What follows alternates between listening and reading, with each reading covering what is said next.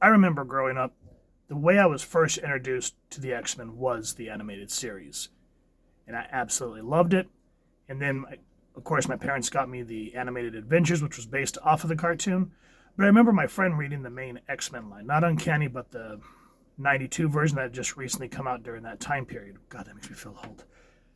And I loved the art that was in the animated series one, but I was like, man, Wolverine is more brutal. I should check this out, which led me into being first exposed to the Executioner song. And I loved buying those books with the poly bags. It came with all the trading cards, which I still have. And I think I've done a video on it at one point. If you guys want to check them out, let me know. I'll do a video on them. But after that, I remember my parents picked up, because as I've said in many of my videos, that we didn't have stable comic shops. They would pop up and stay for like 6 months, maybe a year, and they'd go down. And that's how I was able at that time to get the full Death of Superman, the Return of Superman, most of Nightfall, but not Night Quest, unfortunately. But they bought me a collected trade of something called Fatal Attractions. I was like, what is this? And at the time, I didn't understand how comics work, so I figured that's what it was. And I was like, who's these X-Force? What's an X-Factor? But I remember when I got to this particular issue, I went, holy crap. Because Wolverine at that time, of course, a kid, Logan, he just very much reminded me of Raphael growing up, so I've always kind of went for the bruiser of the team. And to see what happens in this issue rocked me. And it just got me more solidified in the X-Men lore. So this is and still is a big book. I mean, X-Men 97, the show just came out, and they homaged that with... I don't remember what episode because I haven't watched it yet. I'm still waiting for it to come out on Blu-ray. Does anybody have a release day yet? Because I don't have subscriptions, and I'm not going to go that route. We're not going to talk about that. But anyway, X-Men 25, Fatal Attractions, The Death of the Dream, and this, the final battle. The print date on this was October 1993. And I love the way this opening goes. The house is white. The office is oval. The man sitting behind the desk is afraid. He never expected to be the president who helped bring about the end of the world. But now he knows that he very well may be the epithet written for him in the history books. If anyone had a chance of surviving what is to come. The square is red. The country is new. The man rubbing the sleep out of his eyes is afraid. He never expected to preside over one dramatic change in the way his country existed, much less two. The cigar is Cuban. The armament is American. And through, the attitude is pure, hard-edged steel. Nicholas Fury, director of S.H.I.E.L.D., a man who has fought in 3 wars across 4 decades, is very much afraid that he is preparing himself for the final battle of his life. This ain't gonna work, is it, Forge? Only one way to find out. And you feel like this is a whole lot of reading. But I've said this, and I've said this with the manga that we went over yesterday. If it's setting the stage and it's not feeling too much like exposition dumps where you just kind of get into a thing where everyone's standing and they basically describe the whole plot, or they're talking about coffee, LOL, my goodness, ponies, and myspace.com, blah, blah, blah, that's useless. This serves the story. So we kind of get the tension. If anyone else hasn't been reading Fatal Attraction, and I've said this too, where when you pick up a comic, it should be your first comic, which gives you enough information to want to read the next issue and then eventually go back and get the subsequent issues as well. So, near Earth space, in the shadow of the Terminator racing from day to night, a communications relay trips from one antenna meticulously aligned to another. The systems, which had remained silent for several years, fired to life, linking one floating sentry to the next, until the entire planet is covered in a protective mesh of electromagnetic fire. The defensive actions taken by the citizens of the planet below do not go unnoticed by the one who placed himself so far above them, both by accident of birth and by dint of carefully crafted design. The master of magnetism has not taken notice, and Magneto is angry, has taken notice. I warned them not to do this. Why do they seek to provoke me? What will it take for them to leave us alone so we may forge our own utopia, removed from their petty, pathetic lives? Segue into dialogue. Very much Chris Claremont feelings. And that's another thing that I will say about the writers of this time. Where the hell is the credits? Hold on a second before we go any further. Jesus. Okay, let's talk about who made this. I can't believe it's that freaking far in. All right. Join Fabian Nicieza, writer. Andy Kubert, penciler. Matt Ryan, inker. Bill Oakley, letterer. Joe Rosas doing the colors. Bob Harris, editor. And Tom DeFalco, editor-in-chief. And proudly presenting the 25th issue of X-Men, Dreams Fade. Now, I wanted to get to that to talk about when I watched Chris Claremont's, what the hell is that documentary called? Chris Claremont's X-Men. I think it's still free on YouTube, and I think Amazon Prime is a free video. Anyway, it goes over his whole time on X-Men and how all the choices he made and the arguments he had with Jim Shooter, etc., so forth. I can't remember who it was. I can't remember if it was someone like Louis Simonson or... Anyway, what happened was when they took Chris Claremont off Uncanny and put him on the first couple of issues with Jim Lee, and then he left, and then Fabian Nicieza took over the writing duties. They were talking about how they felt it was very much a kick in the teeth that there was no send-off for Chris Claremont on the book.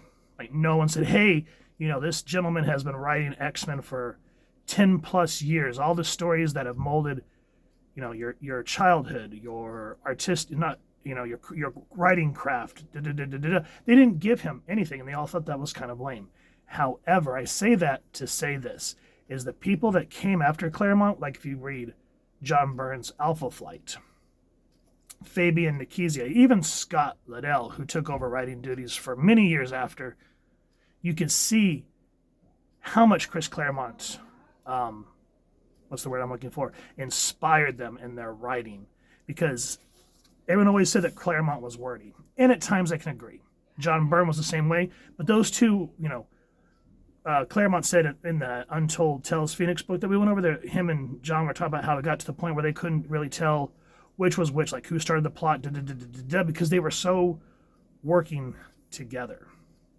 And so the man had a lot of input on the X-Men. That's why, animated series, movies, you don't see them really based off of the early Stan Lee stuff, even though Stan Lee was the one that created them. Every pivotal story up until the latter half of the 90s, it was Claremont inspired. I mean, how many times have we seen the Days of Future Past, the Dark Phoenix saga homaged, etc., so forth? So, here we could see how Fabian Nicieza is very much inspired by Claremont, and that's what I loved about this time period, is even though it's not him, you still feel the element of what they're trying to keep true to the characters. It's time, then, for my actions to speak more loudly than my words have. He leaves their haven, Avalon, built from the technologies of worlds long gone and those still to come, and soars across the electromagnetic field, disturbed by the eerie disruption caused by the energy wavelength mesh spanning the world below. Immediately he understands what the humans have done. The mesh has skewed the field just enough to disrupt Magneto's magnetic abilities within the parameters of Earth's atmosphere. He's safe here, far above the planet, but to go home again could very well mean death. In many ways, he admires and appreciates the inventiveness of the human's gambit. But ultimately, it is an affront he cannot abide, for it will disrupt his ability to recruit new converts to his flock. So Magneto concentrates, muttering a silent prayer to a god he no longer believes in, and cuts a swath across the Earth's electromagnetic field like a battle-forged blade through soft flesh. We don't get these type of dialogue boxes in modern comics anymore. Setting the scene, feeling, and I've said this many times, and make fun of me if you want, but Shakespearean feeling. These aren't funny pages anymore like people in the 50s would say. People took their craft, life experiences, and put them into these pages, and has molded a lot of us in how we look at a lot of things. And I just miss that modern comics have lost that human touch like this. It just feels so out of whack. And I mean, you can call me grumpy, you can call me outdated, I don't care. But anyway, what Magneto does is so powerful that it basically sends a worldwide EMP out. Everyone is out of power except for the X-Men. Across the Atlantic Ocean, 11 minutes after detonation, the wave has come full circle, washing back with the nation's capital with an almost mockingly gentle ease. The entire planet has been cast in its pall. And where these are no screams of a panic and flee, a chilling blanket of silence covers the world. 13 minutes after detonation. Sean, let's fire it up. See if the Shi'ar technology can compensate for what the EM pulse we were hit with. Ah, there we go, Hank. Wunderbar. We're back online. So, the X-Men essentially are the only people in the world that have power, which leads us to this page of Xavier saying, I have called you all here because there is something I must tell you. As he faces his students, new and old, from his school for gifted youngsters. Among one old friend stand 14 mutants born with fantastic powers that set them apart from the rest of humanity. They are the X-Men, and once again they must save a world which fears and shuns them. It begins with an ending, and perhaps the breaking of a man's heart. This man's heart. The heart of Charles Xavier. So basically they're saying that it's time to take the fight to Magneto. And Rogue's really concerned because as much as they don't really talk about it now, from the Savage Land time, Magneto and Rogue actually had a moment where they kind of had a relationship, and you can kind of see where that sparked in the Age of Apocalypse. But, Scott even says, we can't really know that for certain, Rogue. We're only online because we have the Shi'ar technology helping us, which allows us to operate independently. From the garbled static we have been able to piece together, we know it's bad. Really bad. Plane crashes, medical equipment failures. But if Magneto's able to do this, don't you think he could have just as easily wiped us all out? Indeed, I know how difficult this is for you, but you must. About how you feel about Magnus. But the fact that he did not kill us, all should be viewed as a mistake on his part. And we have to make certain it is the last mistake he has the opportunity to make. And I love how Logan's sitting here. What are you saying, Chuck? You know exactly what I'm saying, Logan. We do not have the luxury of time nor the occasion for nobility. At this point, we are not fighting for the philosophy of a cause or dream or hope. We are fighting for our very survival, and if we do not fight to win, this planet will be irrevocably lost to us. And because of the level of seriousness, Xavier makes it a point to walk again to go take on Magneto. Now, I've seen different posts, and someone actually said at this point, why didn't they just send Psylocke? Which would make sense, because, she's merged with Quanon, and she is battle-hardened badass, both telekinesis and telepathic.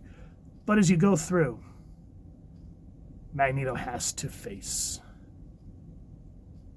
Magneto. Xavier has to face Magnus. And that's just the way it is. And Scott even says, what about some of the others? Why not include more of your original students who have fought this battle with Magneto to almost as long as you? And Hank is the only one that gets it. He says, because you don't expect to come back. Do you, Charles? And it hits Scott, and he goes, and you need us here to stay, to carry on. A little bit of dialogue, visual storytelling, that they basically just hit the nail on the head. So, without going too much into the semi-tearful goodbye, everyone gets into Asteroid M. They have help from the inside. Now, remember at this point, Ileana has died from the techno-organic virus. Peter has lost his brother Mikhail, and he basically feels like he has nothing. Like when you read the beginning of Fatal Attractions, which we will eventually go over, you can see how disconnected Peter has come from his early ideals. And he basically even says, I don't know what to believe anymore. I think he's talking to Storm. But we'll go over that another time. But I just want to set the picture for that. There may be some spoilers coming up, so if you don't want to be spoiled, pause this, go get the book and read it, and come back, and you're back. Of course, Magneto. Xavier brings in Pietro because he has a bone to pick with his father. The one thing that I will say at this point, because as they're entering Asteroid M, he goes, "What's going on? Who's there?" Rusty and Skids. I really feel like when Liefeld kind of came onto the picture of New Mutants, I really feel like Skids and Rusty really got the short end of the stick of what happened to them. And especially at this point, because they are staying with Magneto because they feel like they've essentially been abandoned.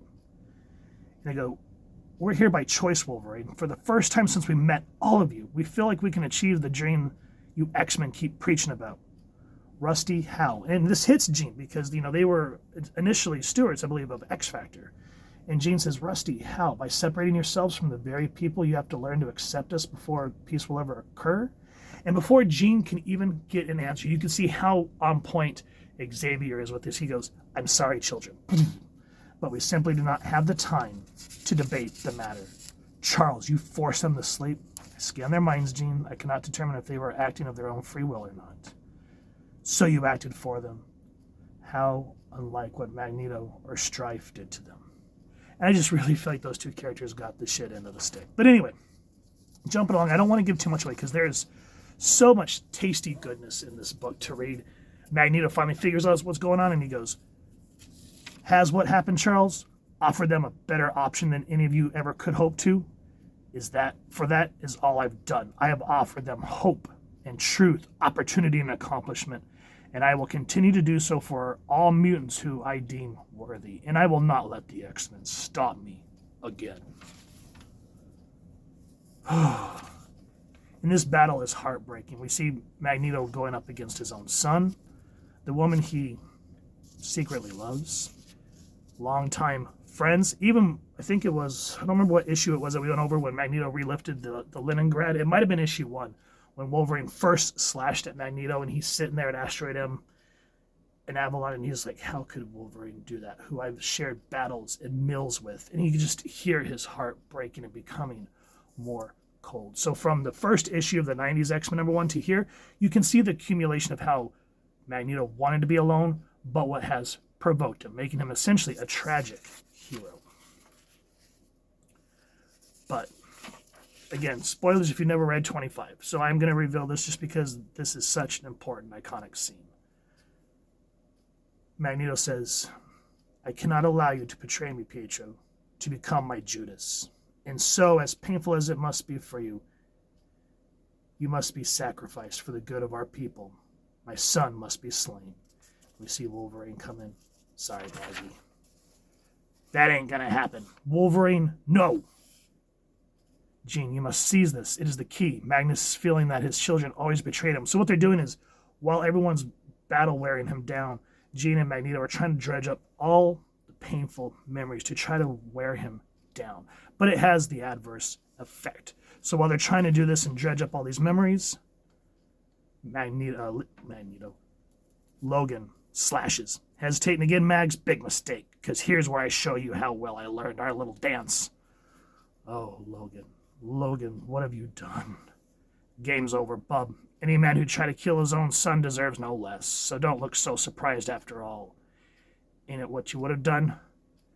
Jean, you severed the mind probe? Professor, what's happened to you? Look at him, he's bleeding. He's survived worse. It's in our power to put a peaceful end to this right now. Power is nothing, Jean. You have it, I have it. What matters most are the choices we make and how that power must be used. And so because Jean let go of her control, no more Logan. Foolish, foolish man. It ends for us both now.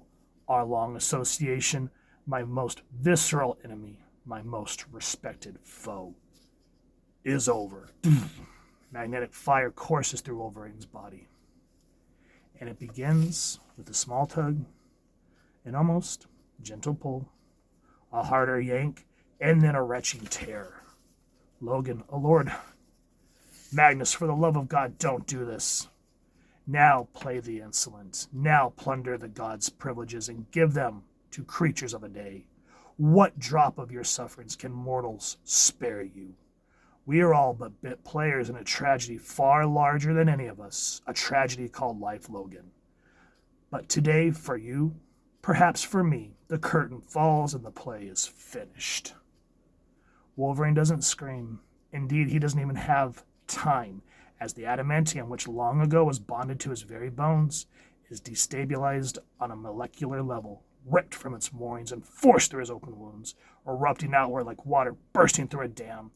As he falls, the stillness of pure horror surrounds the killing ground, broken only by the voice of one person who has, since the day she first met him, and perhaps always will, love him. And Jean is screaming at the top of her lungs as Logan is in agonizing, brutal pain. Now, we've gone over the latter half of Onslaught. Now, I want to preface this by saying that when Fabian Nicieza wrote this, Scott Liddell had no idea what Onslaught was. He wasn't even on the scene yet. So let's take that into account when we go back over Onslaught and we see Wolverine, I think it's 108, when we come back to this scene here.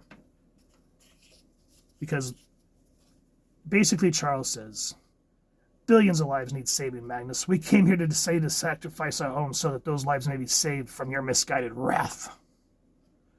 The difference between us is that of night and dark, love and hate, life and death. No more, Magnus, no more. Logan shall be the last. No one will ever suffer. You caused the death of hundreds today, Magnus. Deaths I could have prevented had I stopped you years ago. You have killed too many, Magnus, and I've had enough. I will make sure here and now, once and for all, that you will never kill again. Charles, I never thought you would. So, Xavier basically shut off Magneto's mind. Peter is an eyeball. He goes, I recommend leaving as quickly as soon as Bishop arrives to save you guys. Peter, you can't stay here. This whole place, it's reason for they're not right. Maybe I do, Jean, or maybe I'm simply not sure what right and wrong means anymore. No matter the consequences, no matter the pain, doing the right thing will always carry a heavy burden. They leave this heaven a shattered place, leaving behind one of their own and perhaps a part of their innocence. And Peter Nikolavich Rasputin finds he has no tears to shed for them, for Magneto, Ileana, or himself. And in the silence, one can almost hear the fading of a dream. Now, please tell me, from maybe, mid-2000s and on, how many comics read like this anymore? Holy crap. Every time I read this, I get goosebumps just because of the level of traditional writing. Not even comic book, just traditional storytelling that you would read in Macbeth or The Odyssey. In a comic that was called, that people still, to this day, surprisingly enough, still call the funny pictures, the funny mags. These defined a lot of our childhoods. I even told Fabian Nicieza, I got to meet him. He is an awesome cat, by the way. I tried to tell him, I said, a lot of your stories shaped the way that I thought about things and what I wanted to do with my life. And he goes, hey, I'm just another guy. I'm sitting here literally thinking about, did I take out the trash before I left for this convention? And I said, I get that. You're just a person. I'm not trying to act like, oh my God. I'm trying to tell you, just so you know, that not just me, but I speak for a lot of fans, that you inspired us and you gave us such great stories to grow up with. And I just wanted the chance to say thank you. And I think that worked, because him and I had a really good long talk, and he signed my other copy of X-Men 25. So if you ever get to meet Fabian Nicieza, awesome cat. If you've enjoyed what you've seen, if you've never read Fader Attractions, first and foremost, support your local comic shop or wherever it is like to get your action figures and comics, and grab this.